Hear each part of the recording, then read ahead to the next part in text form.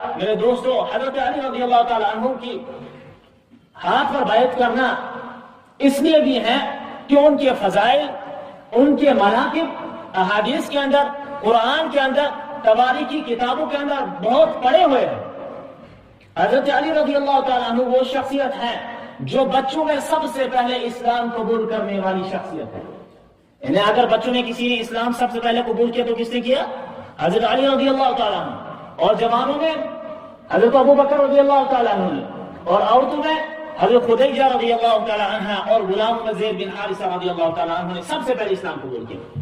جب آپ نے دعوت دی تو انہوں نے بغیر کسی چون چرا کے، بغیر کسی سوچے سمجھے، بغیر کسی تردد کے اسلام قبول کیا، اور انہی اولین اسلام قبول کرنے والوں میں سب سے پہلی ذات حضرت علی رضی اللہ تعالیٰ عنہ بھی ہے۔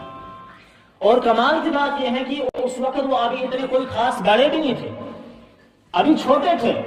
اسلام قبول کرنے کے وقت ان کی عمر کتابوں کے اندر آتی کہ 9 سال کی عمر تھی۔ کتنی سال کی عمر تھی؟